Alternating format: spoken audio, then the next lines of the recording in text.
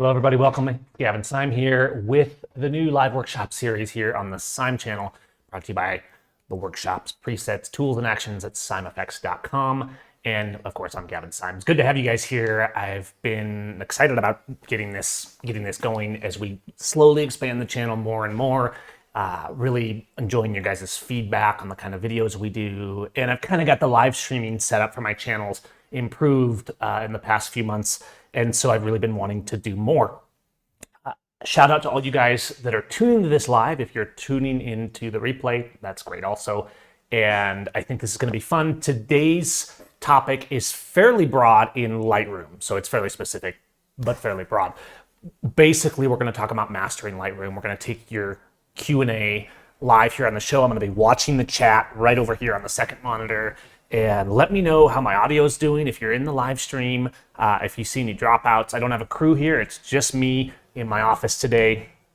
So if there's any imperfections or noise or dropouts or anything going on, just let me know. But I think I got the mics pretty well tested. The cameras are going, and I can switch here between the two cameras so we can interact. And of course, I'm going to be able to show you guys the screen and kind of what we're doing. So let me tidy things up a little bit here.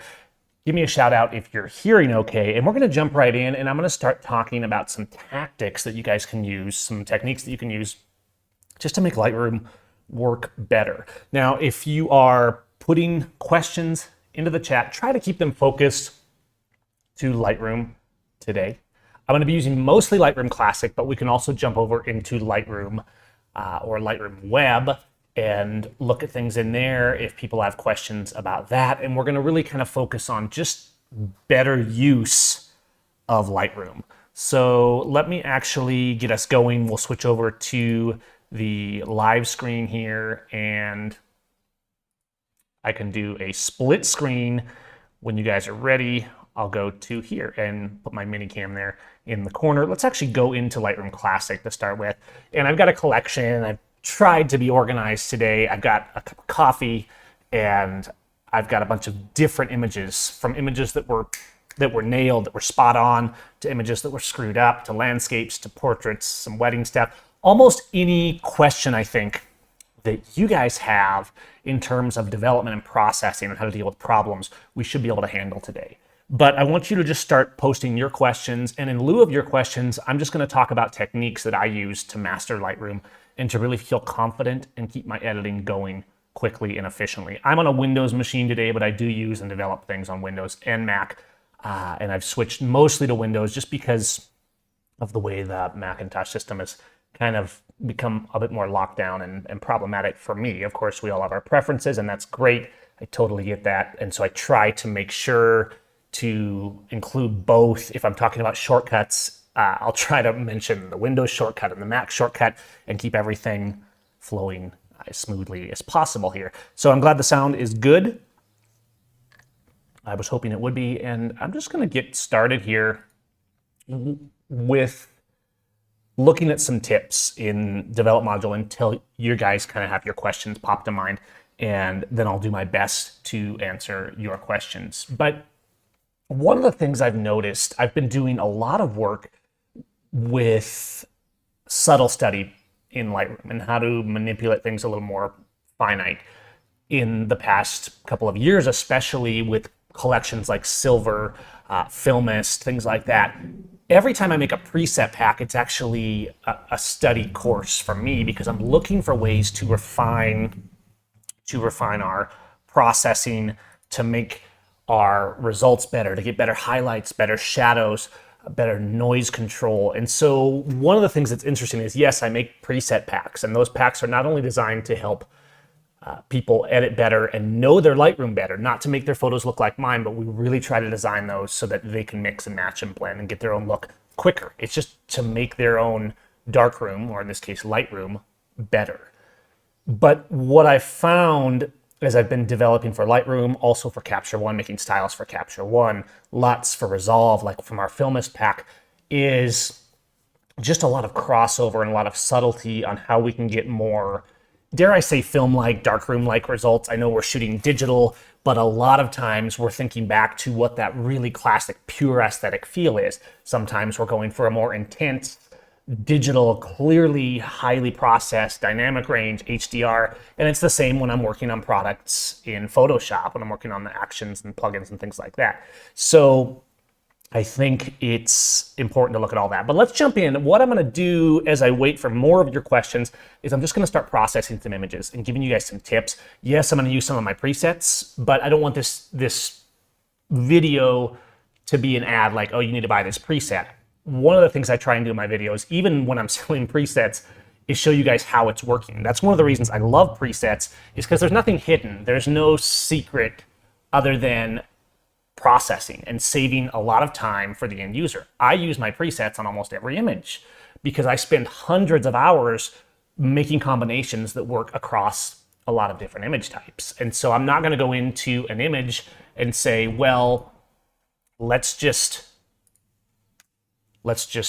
start from scratch every time, right?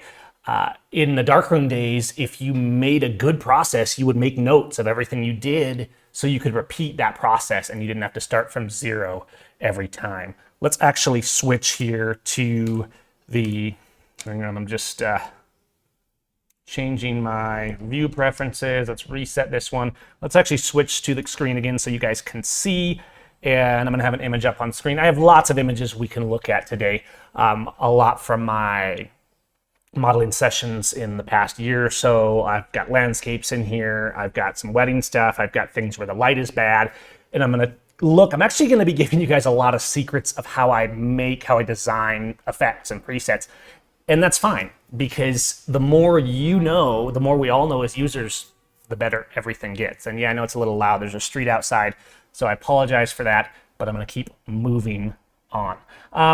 Okay, let's take this image here. And the first thing I see, I want to talk about the process when I come in. I've done other videos on my workflow process, and you can see those on the channel in terms of how I sort the images and pick my favorites as quickly as possible, how I can go through and refine all the images from a wedding and have all the basic edits done in an hour or two. And there's videos for these things specifically on the channel. So what I'm going to focus on today is kind of some more, I want to say advanced tips for Lightroom, but not difficult tips. The first thing I'm going to do when I take an image and I come into an image like this is I'm thinking as visually as possible. I'm trying to go back and maintain the visualization that I had. When I'm shooting, I'm trying to keep the visualization alive in my mind. What am I trying to do? If you think this way, and I know this sounds kind of dumb, but if you think about what your end result is, and in my workshops like Exposed, where we're looking at Ansel zone system and stuff like that, I'm always talking about visualization, and this applies to absolutely everything. If when the camera is in our hand, we're thinking about what the end result is, how good does our subject actually look? Does our pose actually look good? Is our light actually good? Or is it broken and we're going to have to fix it later? Is our strobe too hot or too low? And if you start to think about this, and I know sometimes we're under the pressure of a shoot. This is why I love going out for practice sessions, because no one's paying me. I'm not paying them. We're just all benefiting by practicing. And when if you do that and remember, hey, I don't know anything here. I'm just doing this. Then when you go and you're doing paid sessions, when you're doing weddings, when you're doing a commercial shoot, these things become automatic in your mind. Just like when you study zones and tones, like we study in Exposed, and when you study composition and line and frame and space, like we study in Photo Perfect. The more you put those things in, the less you have to think about them in the field. Okay, so here's a crop that's pretty tight. The first thing I'm going to do in the editing mode, I'm past the sorting mode, right? So I'm going to go here into Lightroom. I'm going to hit the R key, and I'm just going to crop this here so she's nice. And then the third, it's pretty tight on the bottom already. I mean, it's a pretty decent pose. So the first thing I can tell, though, is that I've underexposed just a little bit, and I can see that here in my histogram on the right. And if I actually zoom in here, you can see my histogram is right here. The right side, the far right of the histogram, is clipped white, or zone 10, and the far left is clipped black, or zone 0. So I can see middle, of course, is middle gray, or zone 5. So I can see that the dominant portions of my image are in about zone 4, right in that area. And so the first thing I'm going to do, let me zoom out. I want to remember to not leave that zoomed in.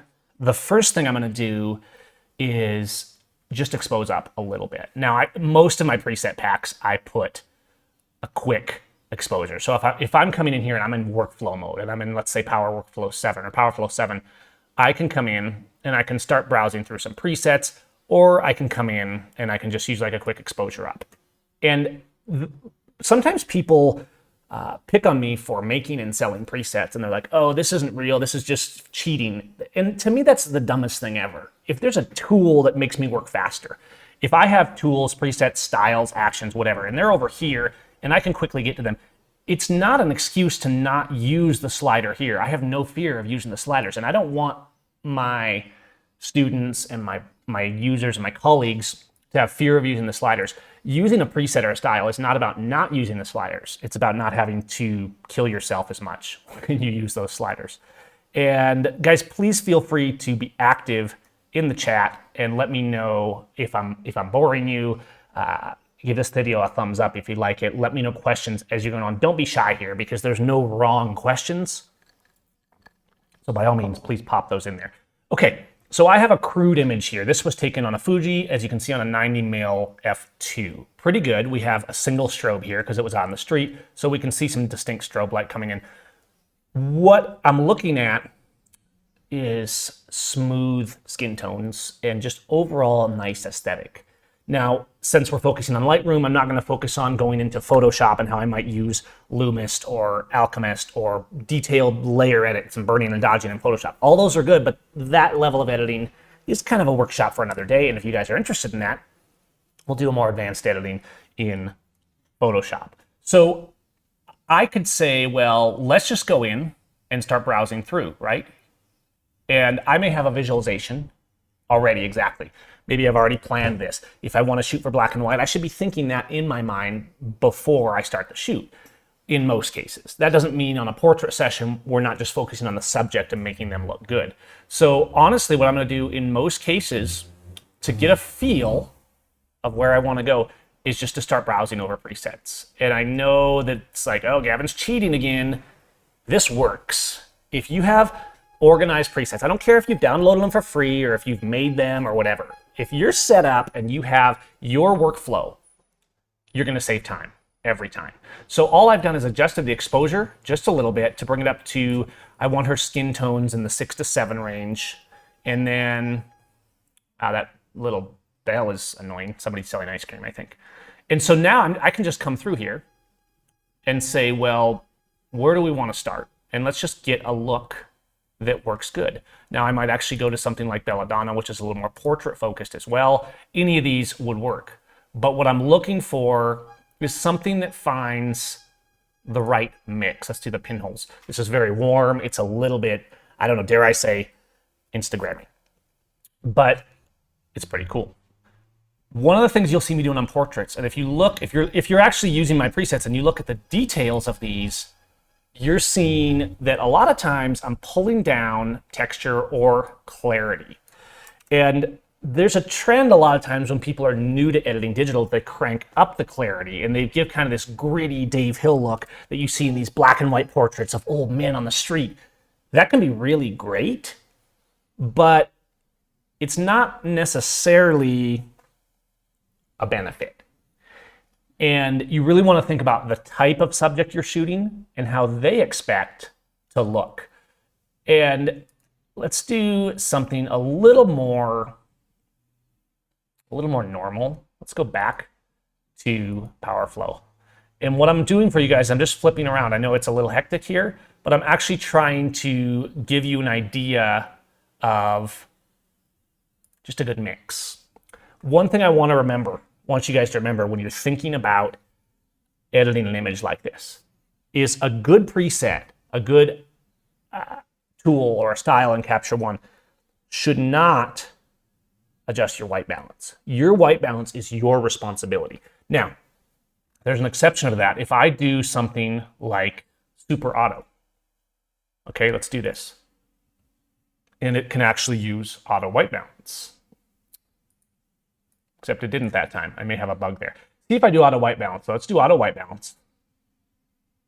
And it's too green. It's ugly. The problem with auto white balance is it almost never works. And that's why I don't use it very much.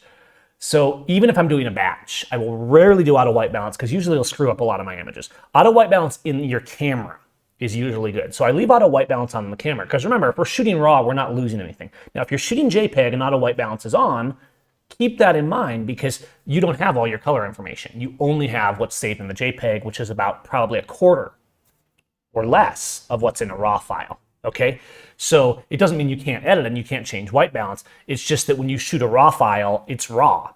You lose absolutely nothing if the white balance is wrong in camera, except that you have to tweak it a little bit. So I don't use very often white balance cards or discs or anything like that. Sometimes with video, because video, of course, is more like a series of JPEGs than it is a series of RAW. Of course, RAW video is possible on some of our cameras, but that's a whole different story in a lot of file space. Okay, so here we are. Here's this kind of warm edit.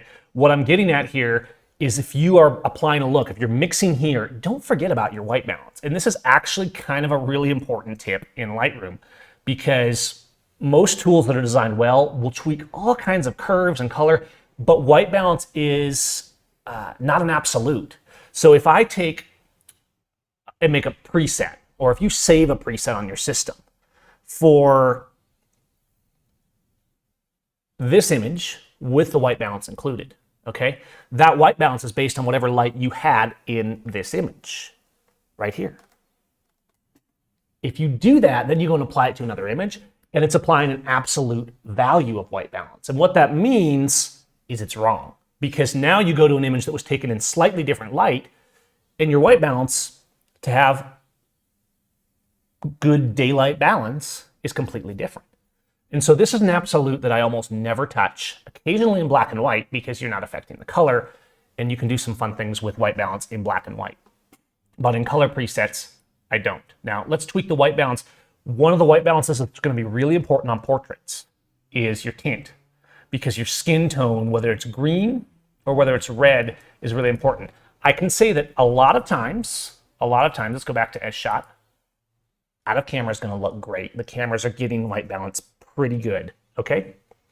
But white balance and the skin tones of, say, a Fuji camera in Lightroom, it's going to look different in Capture One. It's going to look different from a Canon, from a Nikon, from a Sony, from an Olympus.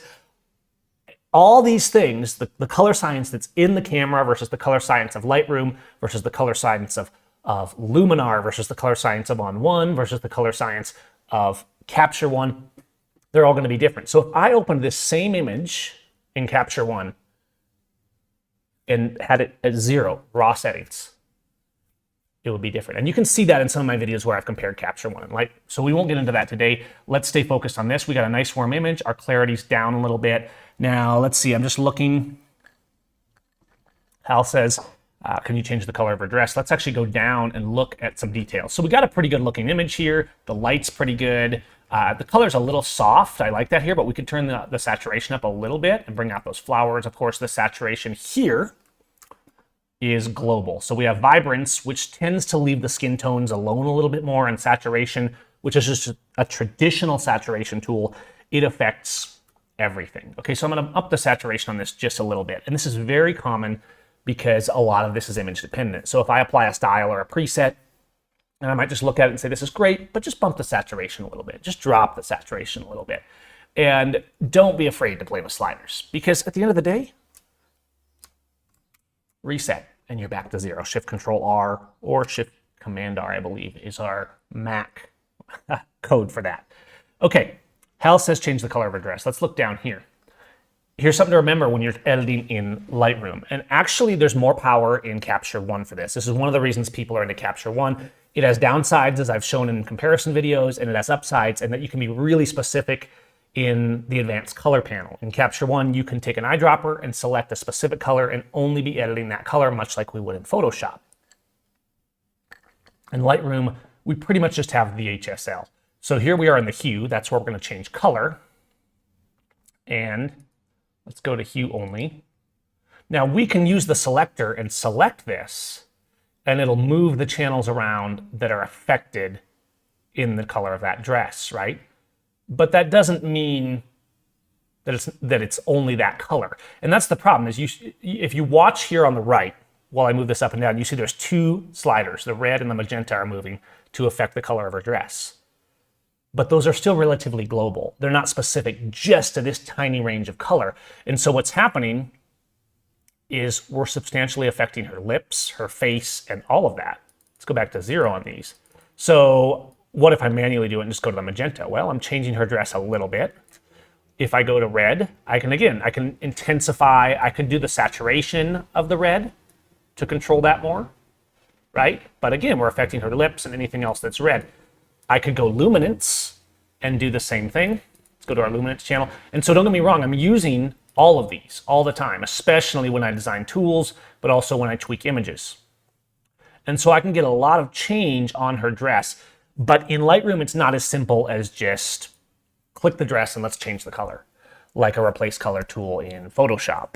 And it's important, I think, to remember the distinction. Lightroom is very powerful, but it's essentially a global raw editor. Yes, we have brushes and gradients and we can do some localized corrections, but it's not a deep pixel level editor. That's why I use Photoshop. That's why I make Alchemist and Lumist and tools for Photoshop, because we can do so much more advanced things. And I actually have some stuff in the works that I think you guys are going to be excited about on that front. But so yes, you can change colors in Photoshop. Just remember that they're going to be a little bit global. Let's go to another image and let's take this one here. This is pretty. This one's already been processed. Let's actually reset this. There's two ways you guys are going to see me reset. Shift Control R resets the image, the crop, everything. It's the default Lightroom reset. When I make presets, I make reset tools. And these reset all the fundamental develop settings without resetting the crop, lens corrections, things like that. And so a lot of times when I'm editing, I will use those to reset so I don't change my crop and have to go back, or if I've done horizon correction or something like that. Wow, those trucks out there, guys, they're really driving me crazy. You know what? I'm actually going to close the window over here just to reduce the sound a little bit and get a little more hot in here. But really, all the noise out there is kind of making me crazy. So hopefully that helps a little bit.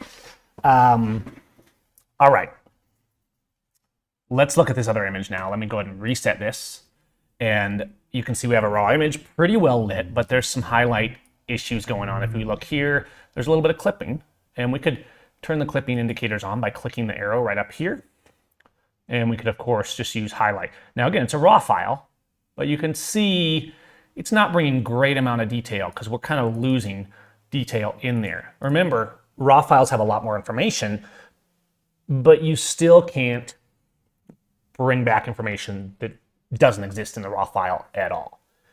But I'm going to show you a trick that I use when I'm developing to keep those highlight roll-offs and shadow roll-offs really nice. But let's actually switch and do some black and white, okay, on this one. So I'm going to go to Silver 4.2, which is the latest version of Silver we just released a couple weeks ago.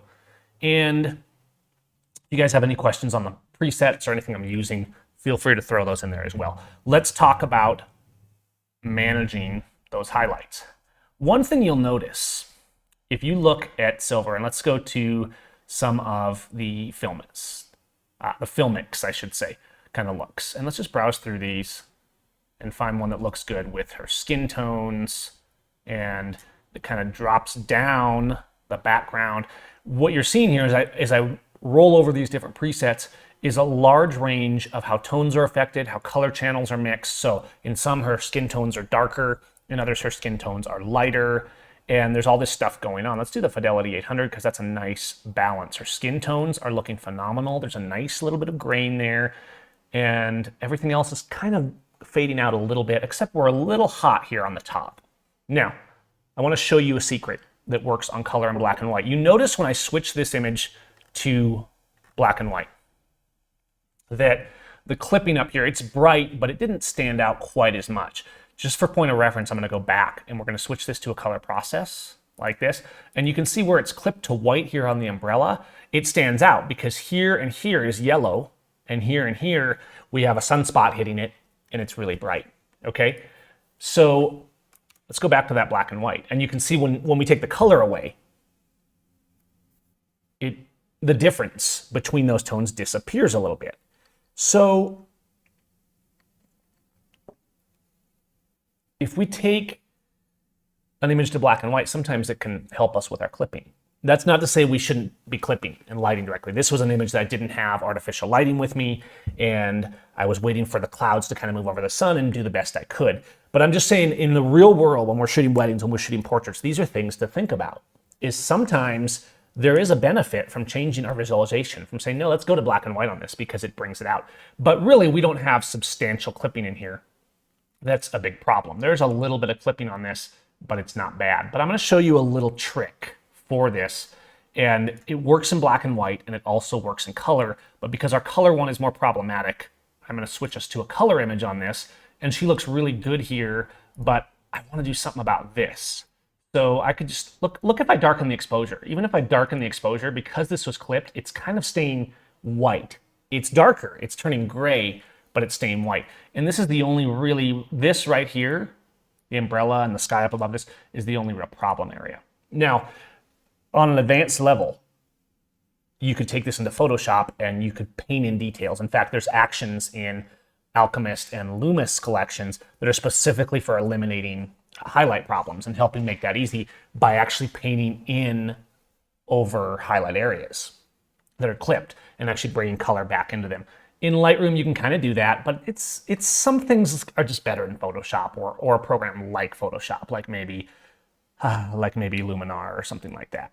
But one thing you can do, and I want to zoom into this right here, and then I'm going to bring you guys over and look at my curves. Okay, here's my curves. And you can see this is something I do a lot to get a little bit of a kind of a filmic, not over the top contrast look, is the bottom of our curve here on the left is shadows. And you can see our histogram here in the background, just like we have the histogram up above. And it's just a simplified version. And then we have midtones, highlights. And so if we go up, we're lightening, right? And if we go down, we're darkening. So if I click this pin, lightening midtones. And you can add, if I control, click, you can add a point wherever you want. Now be careful, sometimes as you get more points, it gets easier to screw things up.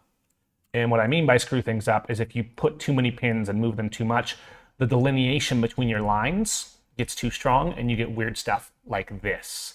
So sometimes less pins is more. Most of the curves I do, even though maybe I put a lot of time into refining the curve, they're still based on 4 or 5 pins. But you can see what I'm doing here is I'm lifting my highlights up a little bit, which I'm darkening darks right here, right? So I keep contrast, but then I'm lifting up shadows. I'm sorry, not highlights. I'm lifting up shadows here. If I lift them up a lot, I start getting that really low contrast, kind of lo-fi look, I guess you could call that. And you can see it's almost this matte black. Now it can be very cool, and it looks pretty good here, but that doesn't mean you always want it. Notice how we bring blacks in? We're softening blacks. Obviously, if we go too high, the blacks are trying to be turned into midtones and everything falls apart. So there's a limit to this, and it also depends on the kind of look. But as this is a portrait, my focus isn't so much on blacks. I can say, well, here I'm almost pure black. In fact, if I turn on clipping indicators on shadows, you can see that I essentially have pure black. Watch what happens if I lift the bottom, the very bottom of this curve up. I almost immediately eliminate those. That doesn't mean I put detail into those blacks. It just means I've made those blacks less black. Now, if detail exists in the file, yes, I can be bringing out detail. But if I want to bring out detail, I'm probably actually better to use, whoops, that was wrong. If I want to bring out detail, I'm normally actually going to use shadow recovery because the algorithm of shadow recovery is more designed to bring out the details, okay? I don't have a real problem with the details in this image. In this case, I'm actually bringing up, when I'm using the curve to bring up the shadows, I'm actually just controlling the aesthetic to make more of maybe a film darkroom kind of feel, or if I'm pushing it a lot, it's more just a digital effect of kind of a low fidelity feel that you might have gotten out of a high ISO film back in the film days, because you would have less detail a lot of times in those films in the shadows. So I'm just going to bring this up a little bit. But you can see here I'm doing the same thing with highlights. Let's go up to the highlights, and you can see if I'm moving this up, let's see what's affecting that umbrella. I'm just going to zoom in on the umbrella because our model looks good here. And you can see anything upper in the highlights. See how when I click this and I'm adjusting the curve, I'm up in the zone 6 to 7 range. You can see that vertical line here, and remember, all the way left is zone 0, all the way right is zone 10. or pure white. So I'm actually going to kind of pull down a little bit. A lot of what I'll do too to really control highlights is pull this down, right? This is the front edge. This is the highlights. Now, if I pull it down too far, we have the same problem we have with the blacks. We're essentially darkening it, but there's still no detail there, right? And it just makes everything look ugly. So what you actually want to do is you want to control the balance between the end of your highlights, right? Kind of the end of the line of the highlights here, keeping them reasonably bright. And then the very end, the absolute clipping of your highlights, which is your ultimate, your last point. And you can see if I go here all the way up, or if I pull it down, as I pull it down, I take fidelity out of those highlights. If I do it too much, it's ugly. But if I do it a little bit, see what's happening? I've softened that umbrella down so those whites aren't quite as white. Now I could do one more thing without going into Photoshop, and that would be to take a brush tool. I'm going to bring the K key in, and let's just take our brush settings here and go in. And I'm just going to use Elegance to reset this to 0 from the Elegance brushes so that I can do this. Because what I want to do is put a little bit more saturation here. So now we're in the brush settings, right? I'm going to brush in on these areas that are really highlight affected. Okay, so you can see I'm brushing. And I could turn on the mask using the O key, but I'm just going to darken it down way too much. It's kind of a quick way to see where you're brushing in. Okay, now I'm going to get rid of that. Exposure is not what I actually want to use. And I'll start tinkering with settings like saturation, which isn't doing a lot, but I can do a color overlay, and that could help here. Let's do a yellow, a little bit of a warm yellow color here. And we can see we can bring some warmth into this. And it's tough. This is a tough problem here. We're helping a little bit. We can also use our highlights a little bit, but remember there's no detail here, and that's our real problem. We can drop down our clarity, which sometimes softens our edges and keeps things working better. And of course, we can tinker with saturation and things like that. But this is, we're dealing with something that's truly clipped here. And that's why this is a good example, is because yes, I can make it not show up that much using curves, but if I really want to get this perfect, right? Let's dial it down again with the point of our curve. Now we're making it not draw our attention as much. However, it doesn't mean it's as good as we want it. And if I was going to print on this, I would take it into Photoshop and do a little painterly retouching, like we talk about in things like the Retouching Magic Workshop and other videos on my site. And we would look at how to refine that a little bit more. Okay, let's move on and take some more of your guys' questions. And let me know if I'm rambling and I'm not answering your questions good enough. And I will try to refocus here if I'm getting off track. Let's go to a landscape image and kind of get a different approach.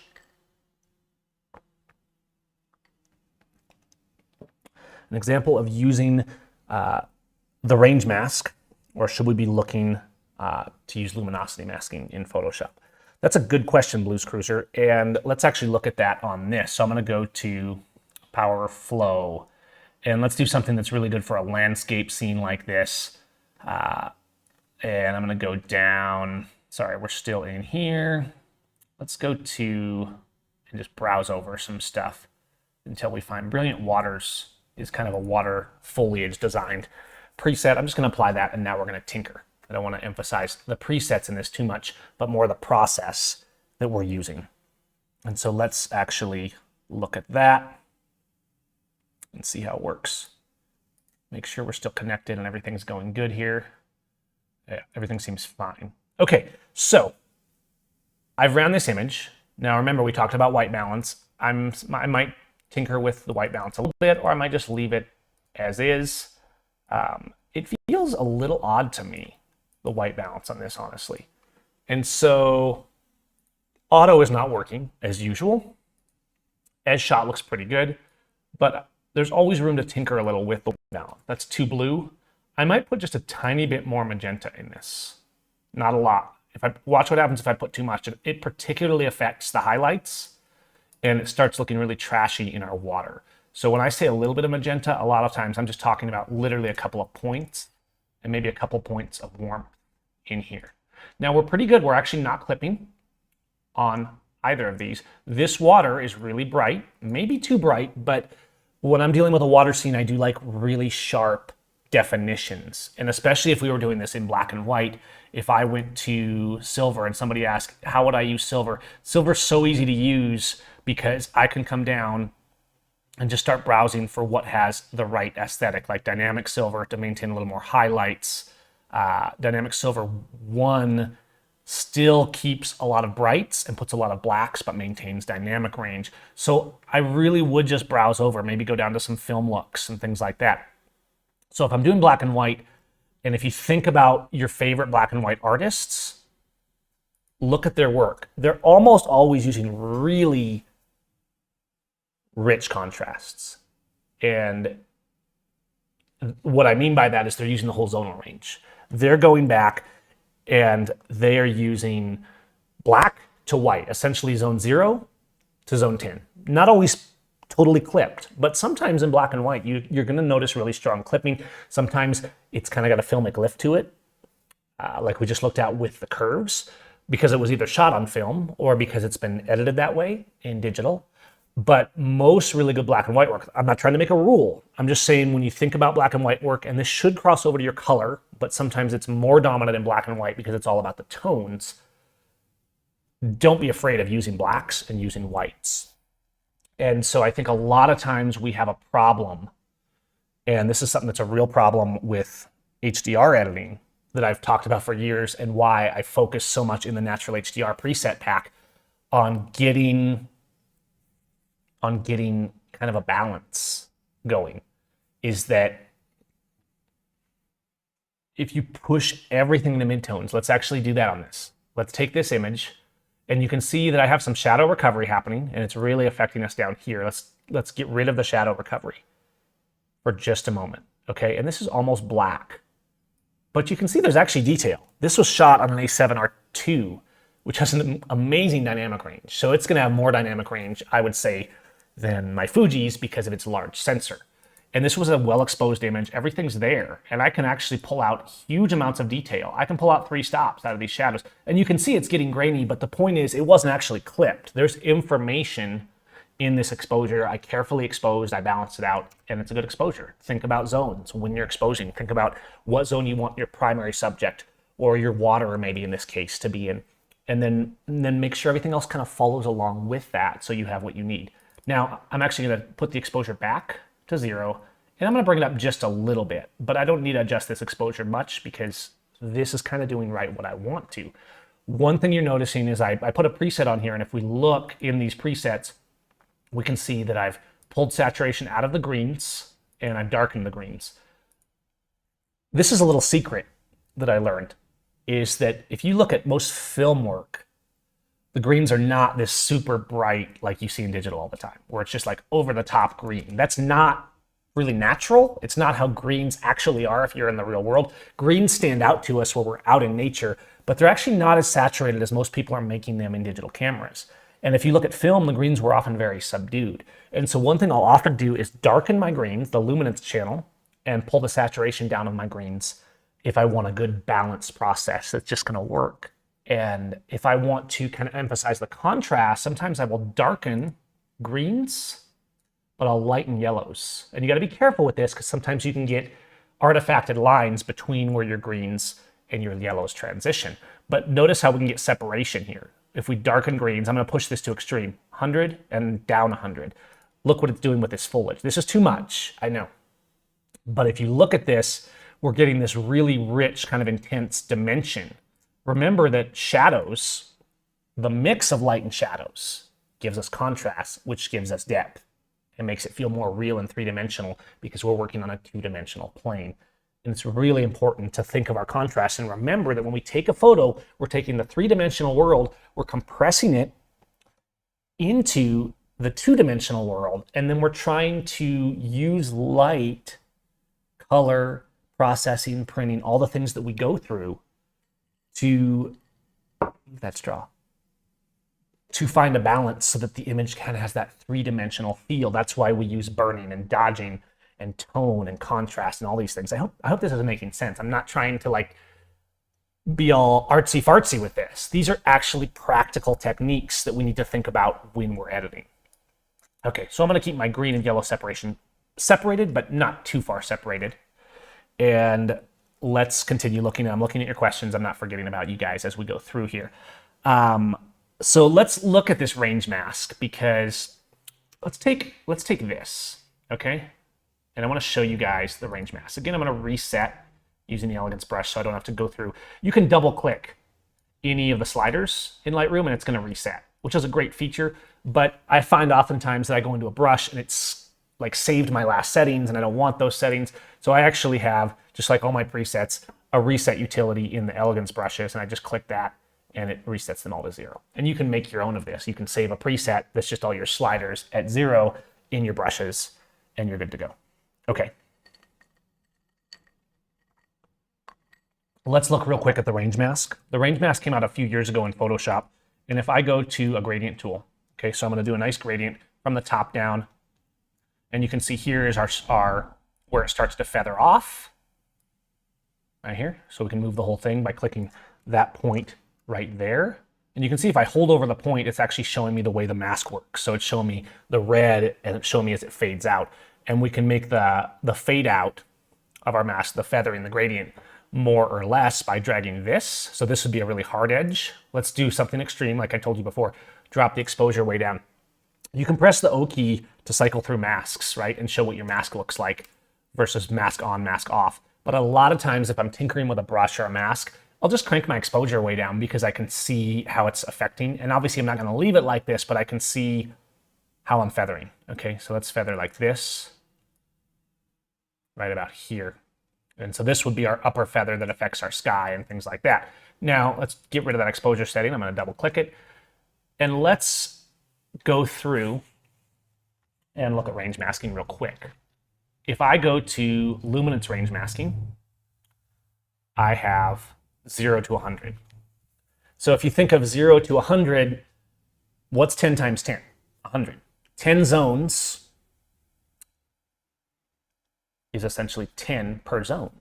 So even though zones aren't really implemented into Lightroom, which is a shame, I can think of, okay, let's take off the bottom. Let's exclude zone 0 rather, the pure blacks. And so we're gonna go 10 to 90. So effectively now we're including zone 1 to zone 9. And now if I do something with this, it's gonna mask it out. So you can see with the range mask, again, I'm doing an ugly exposure adjustment for reference. I'm leaving the deep shadows, the deepest shadows, only the bottom and top stop, okay? If I go here, now we're affecting the highlights.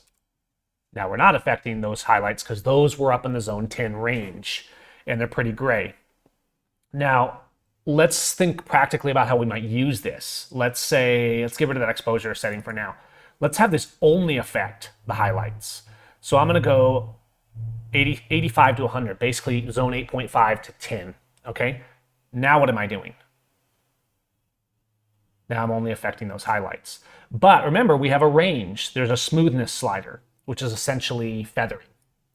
If I turn that down to 0, here's the problem with this tool.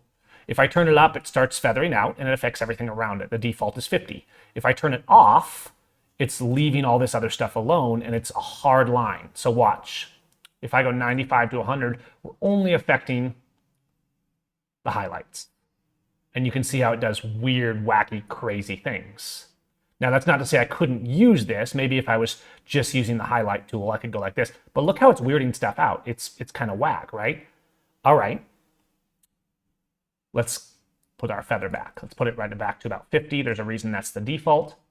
And let's do a little highlight control. Let's go to color, and let's add a little bit of color here into our sky if we can. But you can see, this is the problem with the color tool in Lightroom, is that it really doesn't apply much color where there's no detail. So it kind of is a problem because a lot of times when I want to apply color, like maybe a warm or a reddish tint or something like that, it's on a highlight area. And you can do it if you crank it way up or if you use a brush or something like that. But the problem I have is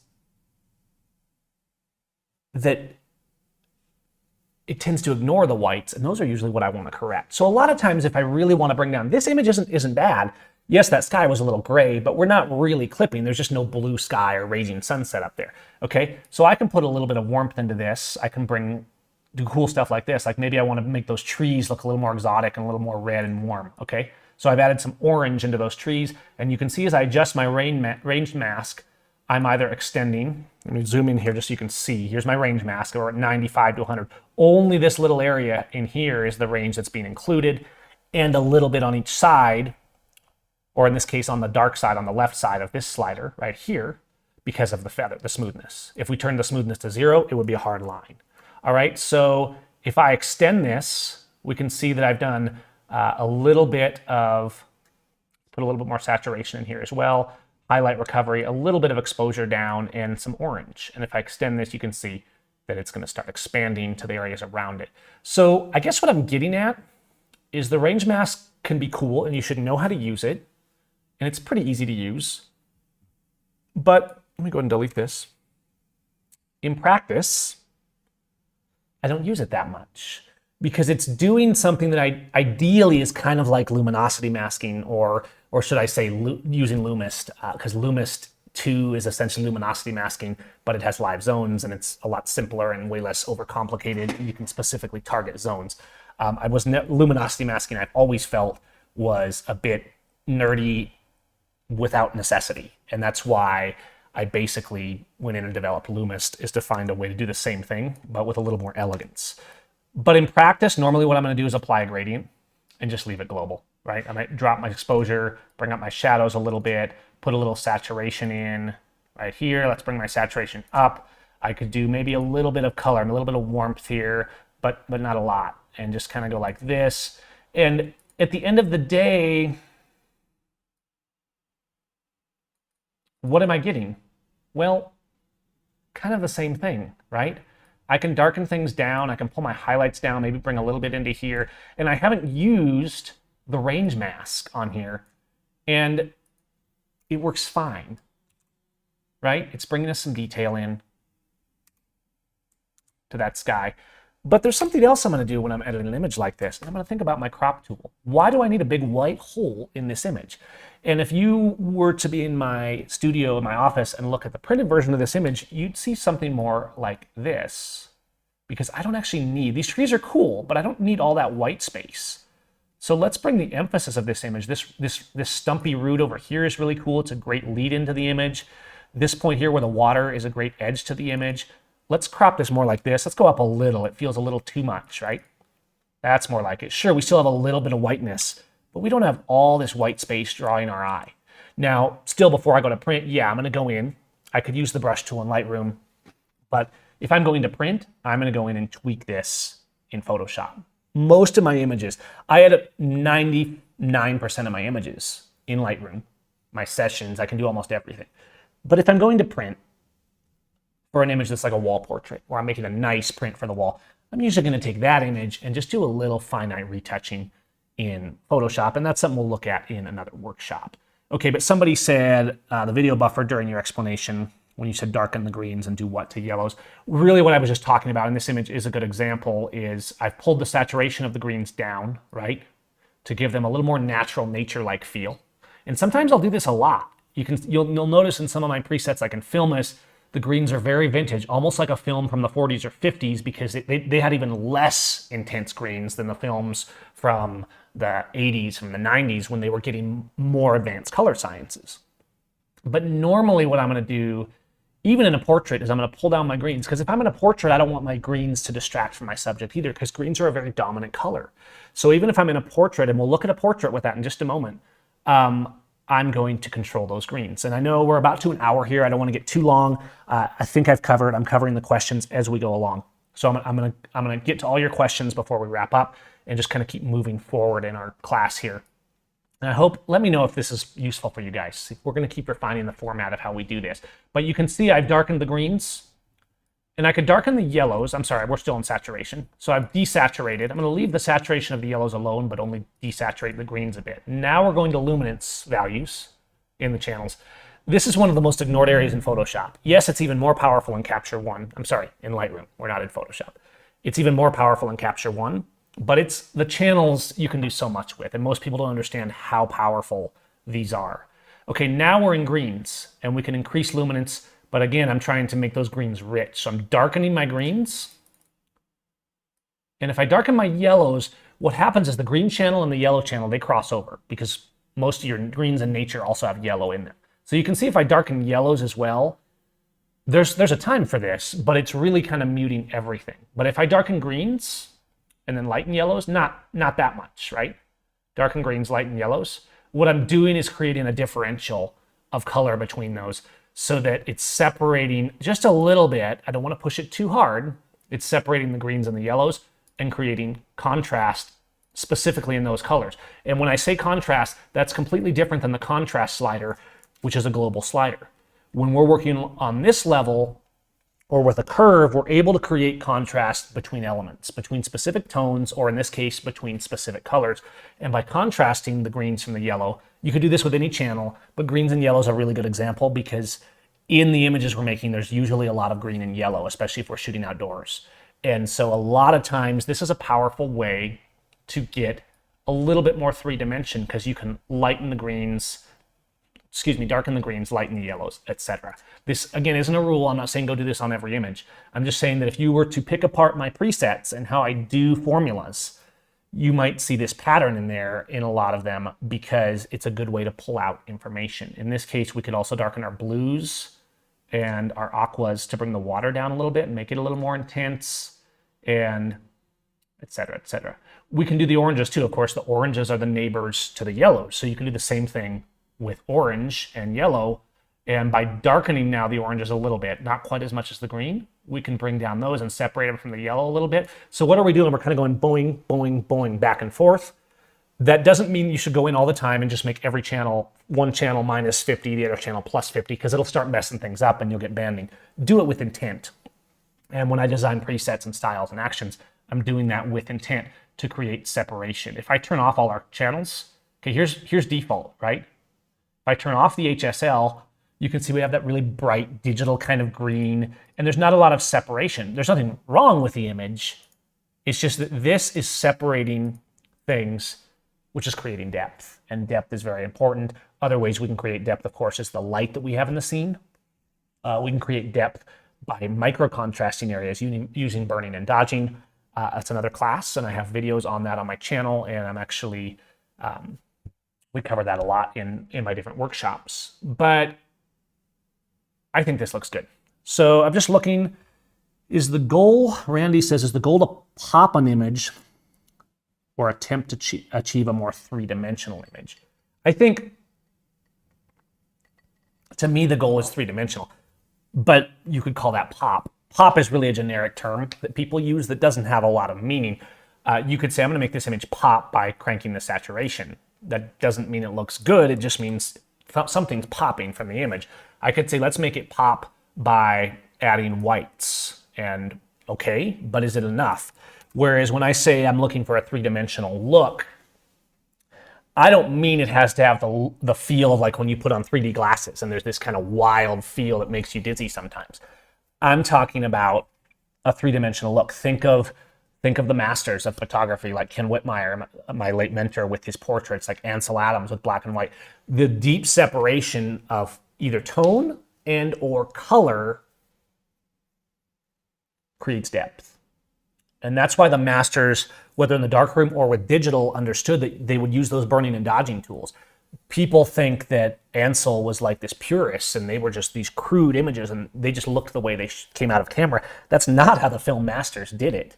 Sure, a famous photojournalist perhaps kept their images very simple in terms of how they process.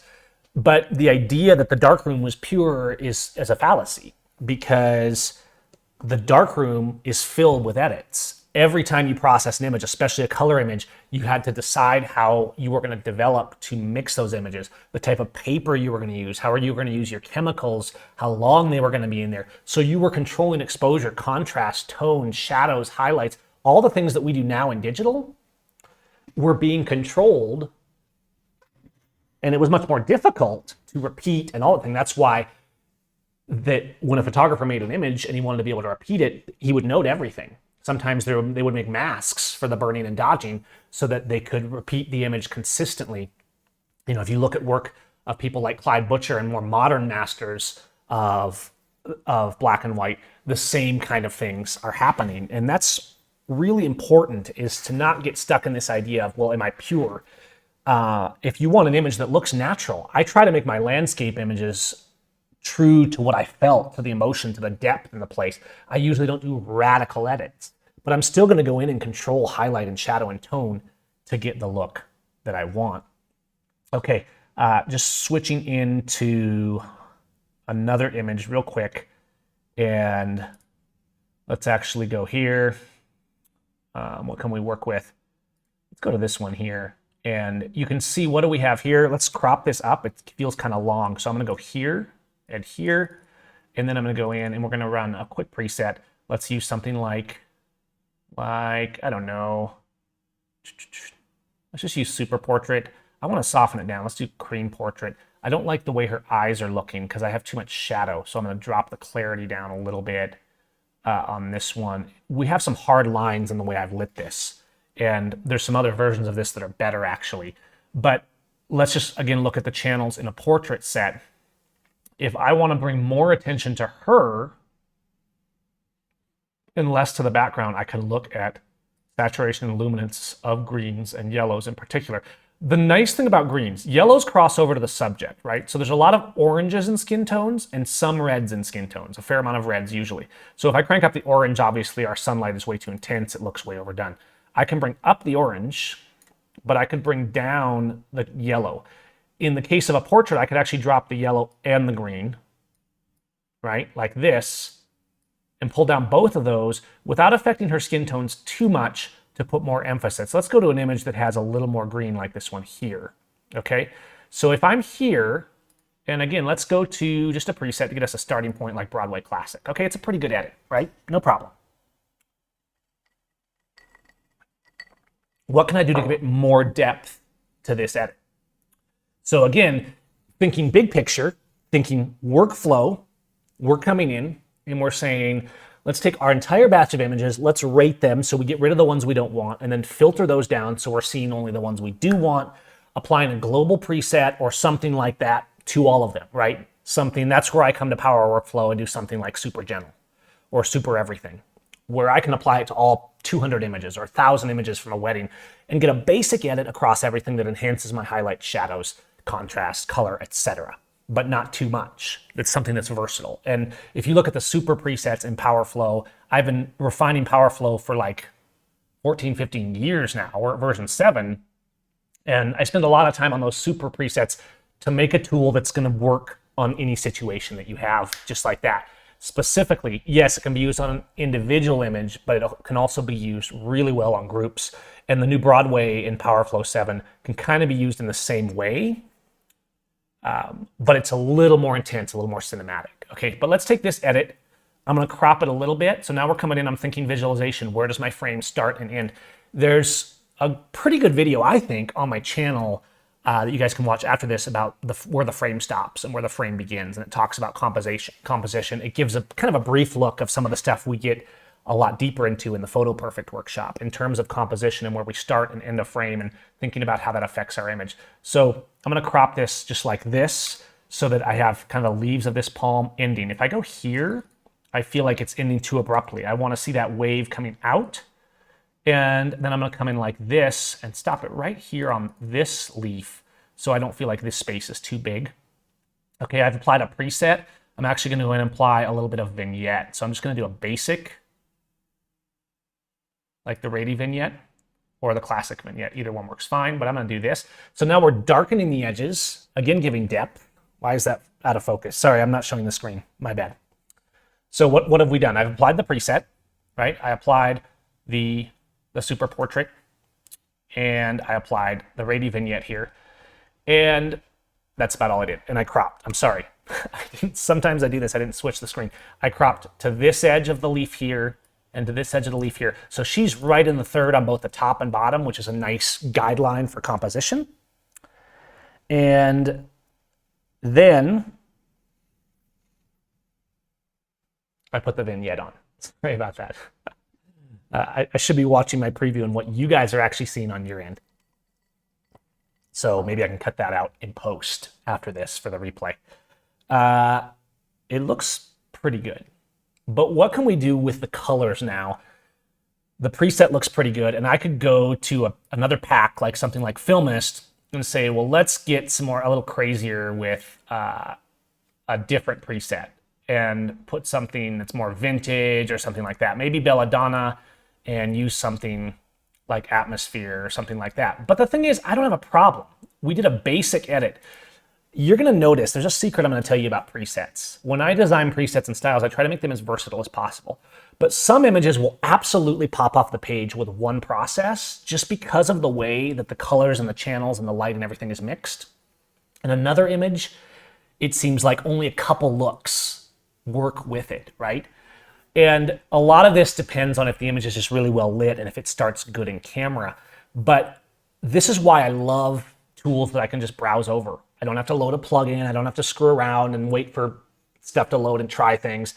And this is why I love presets, is I can quickly browse over and get a lot of different results because I would never try 20 different concepts of channel mixing for one image. But when I browse over just like this, okay, I've just tried 2 hours worth of channel mixing on a single image. And that's a huge boon because I can get to my visualization faster. Okay. We're still talking about finishing this without going into Photoshop today. This image looks pretty great, I think. I'm going to brighten her up a little bit, but let's go to those greens and see what this preset did, this portrait preset that we used in Photoshop. And I think did I use super everything? I think so, but it doesn't matter. You can see that however you got to this point, right? A little bit of exposure, a little bit of shadow and highlight, nice little bit of roll off on the highlights, a little lift in the shadows, right? And we did all those fundamentals with a preset, but you could also do that manually. If I come in here to the channels, the greens are darkened. Watch what happens if I put the greens back to normal. This is how most people would edit their greens. In fact, some of them might even saturate the greens more because they think, oh, greens are cool. Greens are cool. Greens are amazing in an image.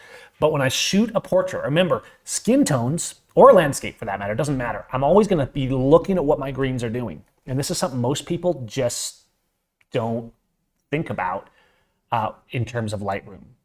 And I think there's even a lot of film photographers that really understand color theory that come into Capture One or Lightroom and aren't thinking about their greens because they're not connecting that film and the way it handled greens was so fundamentally different than digital. If my greens are hot like this, what's happening is greens and yellows, you have green, it crosses over into yellow, and that crosses over into orange. And what's orange? Orange is where most of our skin tones. If I drop all of our skin tones, you see we have this weird 90s selective color kind of look that's horrible where only her lips are there, right? So we actually have really good color balance and lighting overall in this image because I can control things like her lips from here. And of course, it does affect the skin tone a bit. So watch it that you don't crank your reds too much. But in a well-lit image, normally the skin tones are going to be in the oranges, and things like lips and that sort of thing are going to be in the reds. Now, if you're at a wedding reception where the light's kind of dim and things like that, a lot of your skin tones start to move into the reds. And a lot of times I'll pull back the reds to make it so people don't look drunk. If I pull back here, my oranges look pretty good. Nothing wrong with my skin tones here. Okay, so I'm going to keep my orange at about +7. Let me show you what my channel palette looks like here. And then I'll zoom back out. We're still in saturation. But now what's happening is I've turned up the greens. The greens are actually becoming a distraction because I want to see my subject right here, guys. I want to see my model. Or in the case of the river, I want to see my river. The greens surrounding that river are really important, but that doesn't mean I want the eye to be drawn to the greens. By darkening the greens, I'm giving a little more of a classic look. Now, if I pull all the greens out, now we're going to more like a vintage 40s or 50s film look, okay? And you see some of those in Filmist, and they can be really cool, but you're probably not gonna want that on every image. But I can actually pull the greens back a lot, and it still feels green. It's not like when I pull the oranges back a lot, and it feels black and white. I can pull back greens a lot, and then I'm gonna pull back yellows a little more. Now, the yellows are very powerful, because if I pull back greens, I might leave the yellows alone. But watch what happens if I start pulling back the yellows. See how this area here is kind of pulling me away because it's an open space. Now I could go into Photoshop and I could clone in some more foliage here so it was more surrounding her. Maybe I could have changed the composition a little bit in camera, but I'm thinking about tone right now and color science now that I'm in the edit. So if I pull back my yellows on this particular image, not too much, because with yellow, if I pull back, it's really going to start feeling like selective color. I'm just going to pull back my yellow enough to not really affect her skin, but to soften this down a little bit. And then I'm going to do the same in the luminance. I'm going to pull back the luminance of my yellow. See what happens if I push it up? We're going to those hot spots. If I pull my yellow down, not too far again, it's like about -25 on my yellow, and we're about -50 on the greens. Watch what happens if I lighten my greens. If I lighten my greens and saturate my greens, they become the focus of attention. So I'm darkening greens and desaturating greens. I'm darkening yellows and desaturating yellows in a portrait context like this.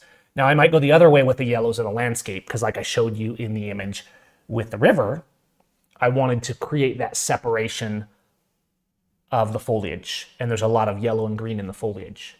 In this case, I'm trying to create the separation to bring out the three-dimensional effect. I'm trying to create separation between flesh tones and the surrounding tones, but still keep everything looking good. Let's bring a little bit of saturation back in the greens. I don't want it to feel like I'm doing a weird effect or a black and white. I want it to feel more filmic, okay?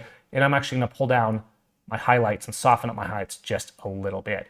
So let's look at this where we started it, straight out of camera from a Fuji, and where we ended it. Look how we're popping, I guess we could say, but really what we're doing when we say popping is we're mixing color and we're mixing tone to pull it all together. Let me make sure that we're still rolling here and that nothing disconnected. Looks like everything's fine and we're doing good.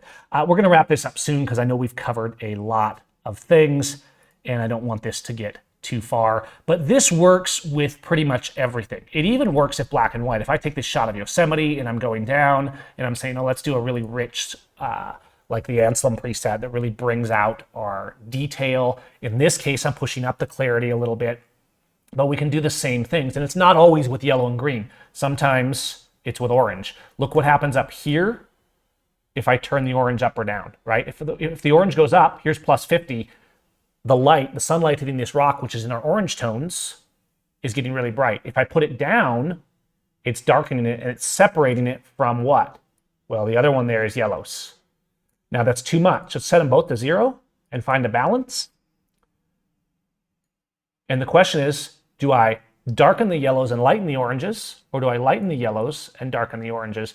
And I don't want to go too much because watch what's happening. We're getting artifacting between those lines because they're pretty intense. So I'm actually coming in here.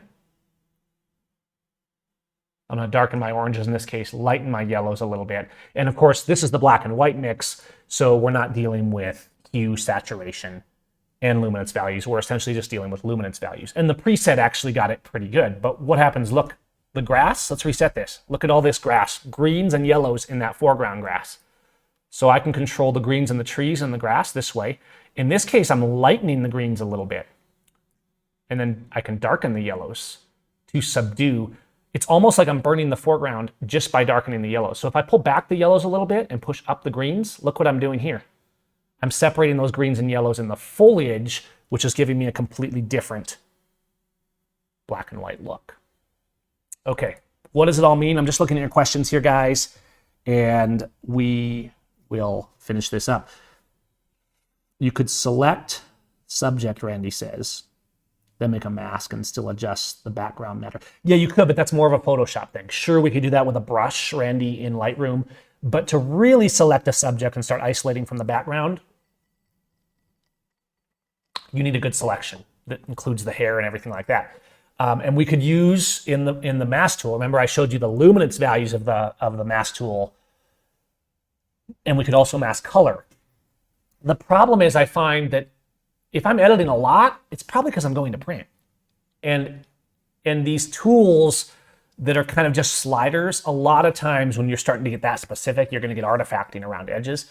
Also, let's say I went into Photoshop and I selected my subject really specifically and then just darkened her down. That's something that I've tried a lot of times when I didn't actually have good light separation in camera. Remember, it's always better to get light separation in camera and then enhance it in post. That's how you get a great image.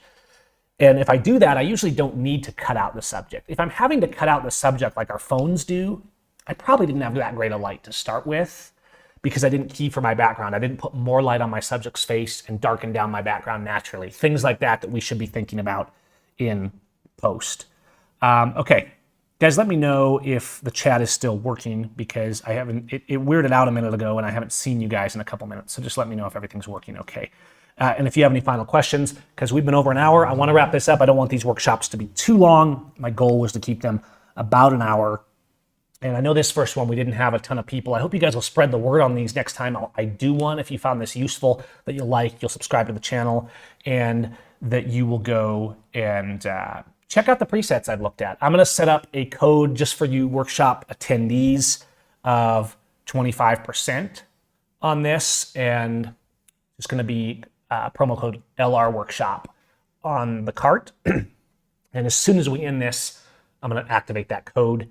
And if you guys want to grab any of the packs or anything that we were looking at on here, Silver or Filmist or PowerFlow or Belladonna, check them out. Let me know if you have any questions, and I will throw code LR Workshop and just enter that code in the cart, and you'll get 25% off if you guys are into any of that.